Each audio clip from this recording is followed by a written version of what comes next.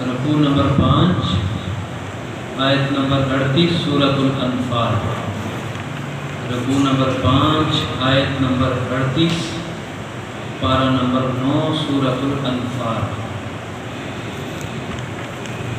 اعوذ باللہ من الشیطان الرجیم، بسم اللہ الرحمن الرحیم۔ قل للذین کفروا ان ينتہوا یغفر لهم ما قد سلف وَإِن يَعُودُوا فَقَدْ مَضَتْ سُنَّةُ الْأَوَّلِينَ وَقَاتِلُوهُمْ حَتَّى لَا تَكُونَ فِتْنَةٌ وَيَكُونَ الدِّينُ كُلُّهُ لِلَّهِ فَإِنِ انتَهَوْا فَإِنَّ اللَّهَ بِمَا يَعْمَلُونَ بَصِيرٌ وَإِن تَوَلَّوْا فَاعْلَمُوا أَنَّ اللَّهَ مَوْلَاكُمْ نِعْمَ الْمَوْلَى وَنِعْمَ النَّصِيرُ وَاعْلَمُوا أَنَّمَا غَنِمْتُم مِّن شَيْءٍ فَأَنَّ لِلَّهِ خُمُسَهُ وَلِلرَّسُولِ وَلِذِي الْقُرْبَى وَالْيَتَامَى وَالْمَسَاكِينِ وَابْنِ السَّبِيلِ إِن كُنتُمْ آمَنتُم بِاللَّهِ وَمَا أَنزَلْنَا عَلَىٰ عَبْدِنَا يَوْمَ الْفُرْقَانِ يَوْمَ الْتَقَى الْجَمْعَانِ وَاللَّهُ عَلَىٰ كُلِّ شَيْءٍ قدير إذا أنتم بالعدوة الدنيا وهم بالعدوة القصوى والركب أسفل منكم ولو تواعدتم لاختلفتم في الميعاد ولكن ليقضي الله أمرا كان مفعولا ليهلك من هلك عن بينة ويحيى من حي عن بينة وَإِنَّ اللَّهَ لَسَمِيعٌ عَلِيمٌ إِذْ يُرِيكَهُمُ اللَّهُ فِي مَنَامِكَ قَلِيلًا وَلَوْ أَرَاكُمْ كَثِيرًا لَفَشِلْتُمْ وَلَتَنَازَعْتُمْ فِي الْأَمْرِ وَلَكِنَّ اللَّهَ سَلَّمَ إِنَّهُ عَلِيمٌ بِذَاتِ الصُّدُورِ وَإِذْ يُرِيكُمُوهُمْ إِذَا الْتَقَيْتُمْ فِي أَعْيُنِكُمْ قَلِيلًا وَيُقَلِّلُكُمْ فِي أَعْيُنِهِمْ لِيَقْضِيَ اللَّهُ أَمْرًا كَانَ مَفْعُولًا وَإِلَى اللَّهِ تُرْجَعُ الْأُمُورُ۔ صدق اللہ العظیم۔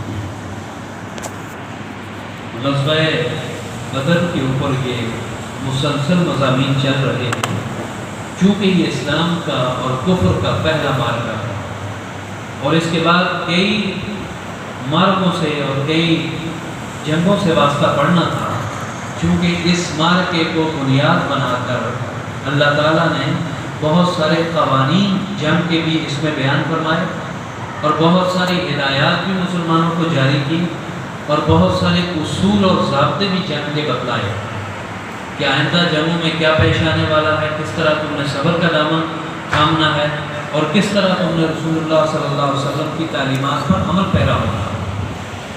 اور کفار کو پہلے ہی جنگ میں یہ شکست دے کر یہ سبق دیا کہ آگے تمہارے راستے باقی ہیں، اگر تم چاہو تو اپنی اصلاح کر لو، اگر نہ چاہو تو پھر تمہیں اسی طرح شکست سے دوچار ہونا پڑے گا۔ قُلْ لِلَّذِينَ كَفَرُوا، کہہ دیجئے ان لوگوں کو جنہوں نے کفر کا راہ اختیار کی، جنہوں نے ہٹ درمی کا راستہ اختیار کیا، إِن يَنْتَهُوا يُغْفَرْ لَهُمْ، اگر تم باز آ جاؤ تو تمہارے گناہ معاف کر دیے جائیں گے۔ مَا قَدْ سَلَفَ، جو کچھ تم سے ہو گیا، اللہ اتنا غفور الرحیم ہے، اگر تم اسلام قبول کر لو اور تم ایمان لے آؤ تو تمہارے جتنے بھی گناہ ہوئے ہیں وہ سارے گناہ معاف کر دیے جائیں گے۔ وَإِن يَعُودُوا فَقَدْ مَضَتْ سُنَّةُ الْأَوَّلِينَ، وَإِن يَعُودُوا، اگر تم دوبارہ پلٹ کر آؤ گے، معافی کا راستہ، ایمان کا، اسلام کا راستہ نہیں تم تلاش کرو گے یا وہ اختیار نہیں کرو گے، فَقَدْ مَضَتْ سُنَّةُ الْأَوَّلِينَ، بس تحقیق تم سے پہلے لوگوں پر بھی ہماری سنت گزر چکی ہے۔ سورۃ الاعراف میں ہم پڑھ کر آئے ہیں 6 پیغمبروں کے، اولو العزم پیغمبروں کے واقعات کہ کیسے اللہ نے ان کی قوموں کو تباہ و برباد کیا۔ اللہ کہتے ہیں اگر تم بھی ایمان اور اسلام کے راستے پر نہ آئے تو تمہارا بھی وہی انجام ہوگا۔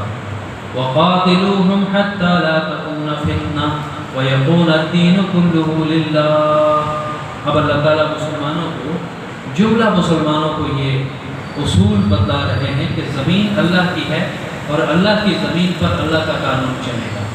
اللہ کے سوا کسی دوسرے کا یہ نیو ورلڈ آرڈر، یہ فلاں ازم، یہ نہیں چل سکتا۔ اللہ کا قانون چلے گا۔ وَقَاتِلُوهُمْ، اب اجازت دی جا رہی ہے مسلمانوں کو کہ تم قتال کرو ان سے، حَتَّى لَا تَكُونَ فِتْنَةٌ، یہاں تک کہ دنیا میں فتنہ باقی نہ رہے۔ یعنی اللہ کی بغاوت پر جتنے نظام ہیں یہ سارے فتنے اور فساد ہیں۔ جو بھی نظام اللہ کی بغاوت پر موجود ہے، یعنی قرآن اور حدیث کے علاوہ جو نظام موجود ہے وہ بغاوت کا، وہ فتنہ ہے۔ اور ایک مسلمان کو اس فتنے کو مٹانا اپنے ایمان کا افضل فریضہ سمجھنا چاہیے۔ اگر کوئی مسلمان اس فتنے کو مٹانے کے لیے کمر بستہ نہیں ہوتا، اس نظام کو مٹانے کے لیے ان لوگوں کا ساتھ نہیں دیتا جو نظام حق کو نافذ کر رہے ہیں، تو وہ اپنے ساتھ بھی ناانصافی کر رہا ہے، اور اللہ کی اس زمین پر جو امانت اس کے سبب کی گئی اس امانت میں بھی وہ خیانت کر رہا ہے۔ وَيَكُونَ الدِّينُ كُلُّهُ لِلَّهِ، دنیا سے سارے مذاہب مٹ جائیں، ایک مذہب اسلام باقی رہے، کیونکہ اسلام فطرت کا مذہب ہے۔ اللہ نے اسلام کے اندر کوئی ایسی فطرت کے خلاف بات نہیں کی۔ فَإِنِ انْتَهَوْا فَإِنَّ اللَّهَ بِمَا يَعْمَلُونَ بَصِيرٌ۔ فَإِنِ انْتَهَوْا، اگر یہ باز آ جائیں، یہ کفار باز آ جائیں، اہل مکہ باز آ جائیں، مسلمانوں کو تکلیف نہ پہنچائیں، بس اللہ جو تم کچھ عمل کر رہے ہو وہ دیکھ رہا ہے اس کو۔ وَإِن تَوَلُّوا فَاعْلَمُوا أَنَّ اللَّهَ مَوْلَاكُمْ، اگر یہ پھر جائیں، جیسے غزوہ بدر انہوں نے وقوع پذیر کیا، مسلمانوں کو تکلیفیں دی، مسلمانوں کو شہید کیا، اللہ کے رسول صلی اللہ علیہ وسلم کو مکہ سے نکالا، اگر یہ پھر جائیں پھر تم بھی، اجازت ہے تمہیں بھی، اور اللہ تمہارا مددگار ہے۔ ان کا مددگار تو شیطان ہے اور کوئی نہیں ہے۔ چنانچہ جب غزوہ بدر کے لیے نکل رہے تھے نا ابو جہل کا لشکر، تو راستے میں آئے تو شیطان ایک بزرگ کی شکل میں ان کو ملا، بڑی لمبی سفید داڑھی ہے، اور کہنے لگا کہ میں اپنی قوم کا سردار ہوں اور میں تمہارے لیے اس لیے آیا ہوں کہ ایک تمہیں تھوڑا سا موٹیویٹ بھی کروں، جنگ کے بارے میں کچھ ہدایات بھی دوں، اور میں تمہارا ہیلپر بھی ہوں، تمہاری مدد بھی کروں گا اپنے قبیلے کے ساتھ۔ تو کہنے لگے اچھا تمہارے کتنے آدمی مدد کریں گے ہماری؟ اس نے تو تعداد بتائی، 200 300 400 کے قریب، یہ سارے تمہارے مدد پر نئی قیمت لے کر میں آؤں گا پیچھے۔ تو جب یہ بزرگ کو لے کر میدان بدر میں پہنچے، اب وہ شیطان تھا، بزرگ کی شکل میں ان کے ساتھ ہو گیا۔ جب اس نے دیکھا کہ اللہ کی رحمت کے تو فرشتے اتر رہے ہیں بدر کے اندر، وہ بھاگ گیا، نفس علی الرئیس، اپنے وہ جو ہے وہ ہیڑیوں کے بعد بھاگا، اور اس سے پوچھنے لگے کہ تم کہاں جا رہے ہو؟ وہ کہنے لگے نہیں مہارات کرو، جو میں دیکھ رہا ہوں تم وہ نہیں دیکھ رہے۔ اللہ کے لشکر کو جب اس نے اترتا ہوا مدد کو دیکھا تو وہ بھاگ گیا۔ تو اللہ کہتا ہے تم اگر ثابت قدم رہے تو تمہارا مددگار میں ہوں۔ ان اللہ مولاکم نعم المولا و نعم النصیر، اللہ ہی بہترین مدد کرنے والا اور بہترین دوست ہے۔ وَاعْلَمُوا أَنَّمَا غَنِمْتُم مِّن شَيْءٍ فَأَنَّ لِلَّهِ خُمُسَهُ وَلِلرَّسُولِ وَلِذِي الْقُرْبَىٰ وَالْيَتَامَىٰ وَالْمَسَاكِينِ۔ اب مال غنیمت کی تقسیم کا بیان ہو رہا ہے، اس کا قانون وضع کیا جا رہا ہے کہ مال غنیمت جو دشمن سے تمہیں ہاتھ میں آتا ہے تو اس کو کس کس پر تقسیم کرنا چاہیے۔ چونکہ مکی زندگی میں رسول اللہ صلی اللہ علیہ وسلم کی معیشت کا جتنا بھی دار و مدار پر تھا، جس چیز پر تھا، وہ حضرت خدیجہ الکبریٰ رضی اللہ تعالیٰ عنہ کا پیسہ تھا، اور وہ اپنے خامد کو 100 روپیہ پیسہ دیتی تھی، جس سے آپ صلی اللہ علیہ وسلم اپنی زندگی کو بھی چلاتے تھے، گھر بار کو بھی، اپنے اس سے معیشت اپنے اقارب عزیز و اقارب پر بھی خرچ کرتے تھے۔ لیکن آپ مکہ سے ہجرت کر کے مدینے آئے تو وہاں تو آپ کے کوئی وسائل نہیں تھے، تو اس لیے اللہ نے ایک قانون بنایا کہ جو مال غنیمت ہے نا، اس کا 5واں حصہ اللہ اور اس کے رسول کا ہے، اور 4 حصے مجاہدین میں تقسیم ہو جائیں گے۔ جو دشمن سے تمہیں مال غنیمت ملے گا 4 حصے تقسیم ہوں گے، 1 حصہ اللہ کے رسول صلی اللہ علیہ وسلم، اور وہ 1 حصہ بیت المال میں جمع ہوگا، اور اس سے آپ اپنے قرابت داروں کا، اپنے اہل و عیال کا بھی اس سے گزارا کریں۔ وَاعْلَمُوا، تم جانو، أَنَّمَا غَنِمْتُم مِّن شَيْءٍ، جو بھی کچھ تمہیں مال غنیمت سے مل رہا ہے، فَأَنَّ لِلَّهِ خُمُسَهُ وَلِلرَّسُولِ، اللہ اور اس کے رسول کا 5واں حصہ۔ اب سوال ہے کہ اللہ کا حصہ کیا حصہ؟ کیا اللہ کو کوئی روپے پیسہ پہنچتا ہے؟ اللہ کا ایسا یہ ہے کہ جو وہ 5ویں حصے میں سے غرباء پر، مساکین پر، محتاجوں پر، بیواؤں پر تم خرچ کرو، یہ اللہ کا حصہ ہے۔ حقیقت میں تم خرچ تو ان پر کر رہے ہو اور تم دے کس کے رہے ہو؟ اللہ کو دے رہے ہو۔ حدیث قدسی ہے، رسول اللہ صلی اللہ علیہ وسلم نے فرمایا کہ قیامت کے دن اللہ تعالیٰ ایک آدمی کو براہ راست کہیں گے، کہیں گے میں بیمار ہوا، تو نے میری بیماری پرسی نہیں کی، میں بھوکا تھا، تو نے مجھے کھانا نہیں کھلایا، میں پیاسا تھا، تو نے مجھے پانی نہیں پلایا۔ بندہ حیران رہ جائے گا، کہا یا کہے گا اللہ تو خالق کائنات، مالک ارض و سماوات والارض، تو تو زمین و آسمان کا بادشاہ مالک، تو کیسے بھوکا ہوا، تو کیسے پیاسا ہوا، تو کیسے جو ہے وہ تجھے حاجات تھی تو میں تیری حاجات پوری کرتا ہوں۔ تو اللہ اس کے جواب میں کہیں گے فلاں آدمی تمہارے محلے میں، تمہارے عزیز و اقارب میں بھوکا تھا، پیاسا تھا، فلاں بیوہ اس کی مدد کی ضرورت تھی، اگر تم اس کی مدد کرتے لوجد اللہ عندہ، تو یقیناً تم اس کے پاس مجھے پاتے، تم مدد تو اس کی کر رہے ہوتے لیکن خوش مجھے کرتے، میری رضا کے لیے کرتے۔ تو دنیا میں جو کسی کی مدد کرتا ہے نا، ادھر حقیقت اللہ تعالیٰ کی کہی ہوئی بات پر اللہ کی رضا کے لیے کرتا ہے۔ مال بھی تو اللہ نے دیا نا اس کو، اگر نہ دیتا اللہ پھر کیا کرتا ہے؟ تقسیم بھی تو اسی کی ہے۔ جب خالق وہ ہے، مالک وہ ہے، رزق اس کے ہاتھ میں ہے، تو پھر اس کے ہاتھ اس کے راستے میں دینے میں تکلیف کیوں ہوتی ہے؟ اللہ کہتے ہیں کہ جو کچھ تم دو گے تو وہ اللہ کے لیے۔ پانچواں حصہ اللہ اور اس کے رسول کا، والذی القربى اور رسول اللہ صلی اللہ علیہ وسلم کی قرابت دار، والیتامى والمساکین وابن السبیل، یتیم اس پر بھی خرچ کرو، مسکینوں پر بھی خرچ کرو، وابن السبیل اور راہ چلتے ہوئے مسافر۔ ایک مسافر اگر وہ مقیم ہے، اپنے شہر میں رہتا ہے، 4 پیسے ہیں، لیکن جب وہ سفر کے لیے نکلا، وہ پنجاب کے کسی گاؤں سے چلا گیا، نکل گیا آگے، وہ سرحد جا رہا ہے، راستے میں اسے ضرورت پڑ گئی ہے، تو تم صدقات و خیرات سے بھی اس کی مدد کر سکتے ہو۔ وہ اپنا سبیل کا مراد ہے راستے کا چلتا ہوا مسافر۔ ان کنتم آمنتم باللہ، اگر تم ایمان لاتے ہو اللہ پر، اگر تم ایمان لاتے ہو نا، تو تم اس مال غنیمت کی تقسیم پر خوش ہو جاؤ۔ پھر اب اس میں کیڑے نہ نکالو کہ ایسے ہونا چاہیے، ایسے ہونا چاہیے، ہماری لاجک یہ کہتی ہے، ہمارا فلسفہ یہ کہتا ہے، ایسا نہ کرو۔ وما انزلنا على عبدنا يوم الفرقان يوم التقى الجمعان، اور جو کچھ ہم نے اتارا فیصلے کے دن، جس دن 2 جماعتوں کا آپس میں ٹکراؤ ہوا، یعنی غزوہ بدر۔ اگر تمہارا ایمان ہے نا، تو پھر تم مال غنیمت کی تقسیم پر خوش ہو جاؤ، چونکہ اسلام سے پہلے مال غنیمت کا کوئی طریقہ موجود تقسیم کا نہیں تھا، جس کے ہاتھ جو لگا وہ لے گیا۔ اب یہ تقسیم ہو گیا، جو جنگ میں شرکت کرے گا اکیلا ہے تو ایک حصہ نکلے گا مجاہد کا، لیکن اگر وہ سواری پر ہے تو اس کے 2 حصے نکلیں گے، اس لیے کہ سواری کو بھی اس نے کھلایا پلایا، اس کی پرورش کی۔ اذ انتم بالعدوۃ الدنیا وهم بالعدوۃ القصوى، وہ وقت یاد کرو جب تم وادی کے ایک کنارے پر تھے اور وہ ابو جہل کا لشکر وادی کے دوسرے کنارے پر تھا۔ کہاں؟ غزوہ بدر، مشرق کی جانب ابو جہل کا اور مغرب کی جانب مسلمانوں کا لشکر۔ وَالرَّكْبُ أَسْفَلَ مِنكُمْ، اور ابو سفیان جو اپنا قافلہ لے کر آ رہا تھا شام سے تجارت کا، وہ نیچے تھا، وہ ساحل سمندر کی پٹی پر چل رہا تھا، چونکہ ابو سفیان کو تو پتہ چل گیا تھا کہ رسول اللہ صلی اللہ علیہ وسلم اور مجاہدین راستے میں بیٹھے ہوئے ہیں، لہٰذا اس نے فیصلہ بدلا اور اس نے مکہ کی راہ لی دوسرے راستے سے۔ وَالرَّكْبُ أَسْفَلَ مِنكُمْ، اور وہ سواروں کا قافلہ نیچے تھا تم سے۔ وَلَوْ تَبَاعَدْتُمْ لَاخْتَلَفْتُمْ فِي الْمِيعَادِ، اگر ہم وعدہ کر دیتے نا، اس پارٹی کو بھی کہہ دیتے کہ بدر کے میدان میں تمہارا ٹکراؤ ہوگا، پھر تم اس وعدے میں اختلاف کر جاتے ہیں۔ لہٰذا اللہ نے ایسا کام کیا کہ تم نکلے تو قافلے کو جو ہے مال غنیمت کے چکر میں تھے، لیکن آگے سے ابو جہل کا لشکر بھی آ گیا، ایک وہ دروازے پہ کھڑا ہے، ایک لشکر ادھر کھڑا ہے، پھر کوئی جانے کے لیے تیار تو نہیں، پھر تو ٹکراؤ ضرور ہوگا تمہارا۔ وَلَٰكِن لِيَقْضِيَ اللَّهُ أَمْرًا كَانَ مَفْعُولًا، اللہ نے ایسا ارادہ کیا تاکہ معاملہ اپنے انجام تک پہنچے۔ لِيَهْلِكَ مَنْ هَلَكَ عَنْ بَيِّنَةٍ وَيَحْيَىٰ مَنْ حَيَّ عَنْ بَيِّنَةٍ، تاکہ جو مرے تو دلیل پر مرے اور زندہ رہے تو دلیل کے ساتھ زندہ رہے۔ بڑا اہم آیت ہے سمجھنے کے لیے ہمارے لیے، ہم جو کچھ کر رہے ہیں نا دین کے نام پر، تو ہمیں دلیل تو ہونی چاہیے کہ رسول اللہ صلی اللہ علیہ وسلم نے یہ کام کیا تھا۔ اگر میں نماز پڑھتا ہوں تو میرے پاس دلیل ہونی چاہیے کہ رسول اللہ صلی اللہ علیہ وسلم کی نماز یہ تھی، سنت کے مطابق ہے۔ میں صدقہ خیرات کرتا ہوں، کرنا چاہیے، تو ہمیں دلیل ہونی چاہیے کہ رسول اللہ صلی اللہ علیہ وسلم نے صدقہ خیرات یوں کیا۔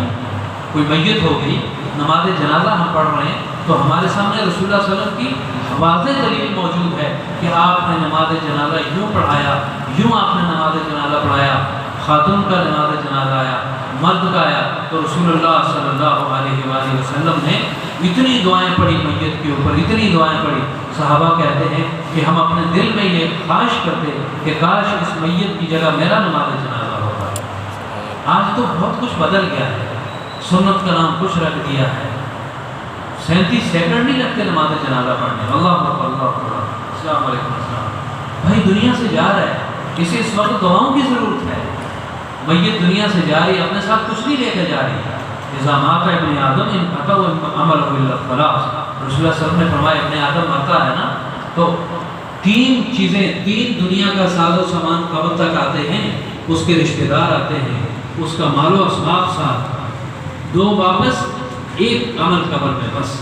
اور آپ نے فرمایا جب قبر میں مردے کی تدفین ہوتی ہے اور منکر نقیر فرشتے آ کر اس سے سوال اور جواب پوچھتے ہیں تو آپ نے فرمایا کہ اس وقت قبر پر کھڑے ہو کر اس کے لیے دعا مانگا کرو، یہاں مٹی نہیں پھینک کے پہلے بھاگ جاتے ہیں۔ آپ نے فرمایا وہ وقت ہوتا ہے ثابت قدمی کا، اور جو تم دعا کر رہے ہوتے ہو نا اس وقت، اور اس وقت فرشتہ اس سے پوچھ رہا ہوتا ہے من ربک کا، من دینک کا، من نبیک کا، اور پہلا سوال اس سے نماز کا ہوتا ہے۔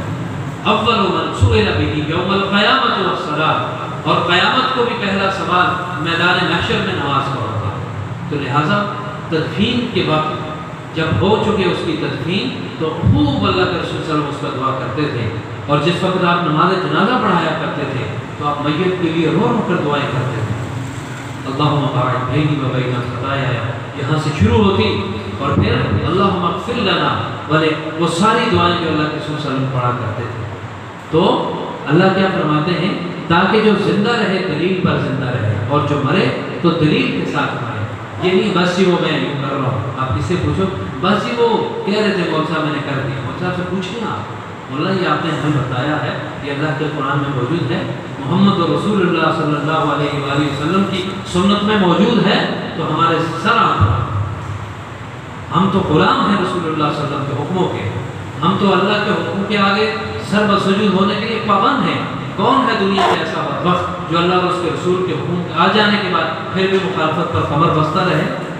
اللہ کہتے ہیں یہ پہلا بدر کا مارکا ہم نے اس لیے برپا کیا تاکہ جو زندہ رہے تو دلیل پر زندہ رہے، اور جسے موت آئے تو دلیل کے ساتھ مرے۔ حق کیا ہے، باطل کیا ہے، طیب کیا ہے اور ناپاک کیا ہے۔ وَإِنَّ اللَّهَ سَمِيعٌ عَلِيمٌ، اور یاد رکھو اللہ سب کچھ سننے والا ہے، اللہ جاننے والا بھی ہے۔ اللہ کی سماعت اتنی تیز ہے، اتنی تیز ہے کہ تم اس کا اندازہ نہیں کر سکتے۔ تمہارے دل کے اوپر ابھی خیالات اٹھتے ہیں، وَيَعْلَمُ مَا فِي صُدُورِكُمْ، ابھی تمہارے ہونٹوں نے جنبش نہیں کھائی، وہ لفظ باہر نہیں نکلا، دل پر ایک ہوا کی مان لہر اٹھی ہے، اللہ اس خیال کو بھی جانتا ہے کہ دل پر خیال کیا ہو تمہارا۔ زبان سے نکلے ہوئے الفاظ کو تو اللہ سننے والا اور جانتا، وہ تو دل کے ارادوں کو بھی جانتا ہے۔ اِذْ يُرِيكَهُمُ اللَّهُ فِي مَنَامِكَ قَلِيلًا، وہ وقت یاد رکھو جب اے اللہ کے نبی اللہ نے آپ کو خواب میں ان کفار کا لشکر بہت کم کر کے دکھایا۔ وَلَوْ أَرَاكُمْ كَثِيرًا لَفَشِلْتُمْ وَلَتَنَازَعْتُمْ فِي الْأَمْرِ، اگر ان کا پورا لشکر دکھاتا نا تو تم پھسل جاتے اور تم معاملے کے اختلاف میں پڑ جاتے۔ کیا مطلب کہ اللہ کے نبی صلی اللہ علیہ وسلم جب بدر کے لیے نکلے تو راستے میں پہنچے ایک جگہ، اونگ آئی اور نیند کی حالت میں چلے گئے، تو اللہ نے خواب میں ان کو بہت کم کر کے دکھایا۔ حالانکہ نبی کا خواب بھی وہی ہوتا، حقیقت ہوتی ہے۔ تو یہاں جو کم کر کے دکھایا، ان کی جو اسٹرینتھ تھی، یعنی جو تعداد تھی فزیکلی طور پر، وہ کم نہیں تھے، ان کا حوصلہ اور ان کی جو امید تھی وہ کچھ بھی نہیں تھی۔ چونکہ مجاہد تو لڑتا ہے نا، ایک ویژنری آدمی جنگ میں جا کر اس کا ویژن جب ہوتا ہے نا، کوئی نظریہ ہوتا ہے تو وہ دلیر بن جاتا ہے، اور جس کا نظریہ نہیں ہوتا وہ بزدل ہو جاتا ہے۔ تو اللہ نے جو ان کی بزدلی دکھائی کہ ان کے پاس کوئی نظریہ نہیں ہے، وہ تو وداؤٹ کسی ویژن کے آ کر جو ہے وہ قتال کرنے کے لیے آئے ہو، تو جو بزدل ہے اس کے پاس کوئی ویژن نہیں ہوتا، اور جو بہادر ہے نظریے پر لڑتا ہے اس کو اللہ دلیر بھی کرتے ہیں، اس کو قوت بھی دیتے ہیں۔ تو رسول اللہ صلی اللہ علیہ وسلم کو جو دکھلایا گیا انہیں فزیکلی طور پر نہیں دکھلایا بلکہ خلیل کر کے دکھایا۔ اگر اللہ 1000 کی تعداد دکھا دیتا تو آپ اپنے ماننے والوں کو کہتے جو ساتھ جا رہے تھے کہ وہ لشکر 1000 کا ہے، آپ کے ساتھ تو 313 تھے، تو وہ کہتے پھر ایسے کرتے ہیں چلے اب جنگ نہیں کرتے، لیکن اللہ نے کم کر کے دکھایا، اس میں اللہ کی حکمت تھی۔ وَيُقَلِّلُكُمْ فِي أَعْيُنِهِمْ، اور تمہیں اور مزید کم کر کے ان کو دکھایا۔ تم 313 تھے، لیکن کفار کو یوں لگ رہا تھا کہ یہ مٹھی بھر ہیں، کوئی پتہ نہیں 20 آدمی 40 آدمی کھڑے ہوئے بس، وہ تو ابو جہل سے کہا ان کو تو 1 منٹ کے اندر ہم اڑا کے رکھ دیں گے، ختم کر دیں گے۔ لِيَقْضِيَ اللَّهُ أَمْرًا، اللہ تو چاہ رہا تھا تاکہ لِيَقْضِيَ اللَّهُ، قضا یقضی کہتے ہیں فیصلہ کرنا، اللہ کسی کام کے انجام تک پہنچانا چاہتا تھا، کان مفعولا، جس کا فیصلہ ہو چکا تھا کہ بدر میں 313 مسلمان ہوں گے اور 1000 کا لشکر جرار ہوگا، تو کفار کو شکست جو ہے فاش سے دوچار کیا جائے گا، یہ فیصلہ ہو چکا تھا۔ وَإِلَى اللَّهِ تُرْجَعُ الْأُمُورُ، اور تمام کاموں کو اللہ کی طرف ہی لوٹایا جائے گا۔ اس میں ایک اشارہ ہے کہ دنیا میں تم بھی ایک نہ ایک دن پلٹ کر اللہ ہی کی طرف آؤ گے۔ یہ دنیا پر بغاوت کا نظام اللہ کو قبول نہیں ہے، چاہے وہ بغاوت انفرادی ہو، چاہے اجتماعی ہو، چاہے وہ ملکی سطح پر ہو، چاہے کھیلی سطح پر ہو، اللہ کو بغاوت پسند نہیں ہے، اللہ کو عاجزی پسند ہے۔ ہاں انسان سے گناہ ہو جائیں، بار بار رجوع کرے تو 100 بار بھی توبہ کر کے توڑ دے، اللہ پھر بھی معاف کر دیتا ہے۔ 100 بار بھی انسان توبہ کرے اور توبہ کرنے کے بعد توڑ دے، گناہ کر لے، پھر اس کے دل میں یہ خیال ہے کہ اللہ میں نے بہت بڑی غلطی کر لی، اللہ اس کو بھی معاف کر دیتے ہیں، لیکن شرط یہ ہے کہ گناہ پر بندہ ڈٹے نہ، گناہ پر دلیری نہ دکھائے۔ اللہ تعالیٰ ہم سب کو عمل کی توفیق عطا فرمائے۔ جزاک اللہ، آپ سب کو جزاک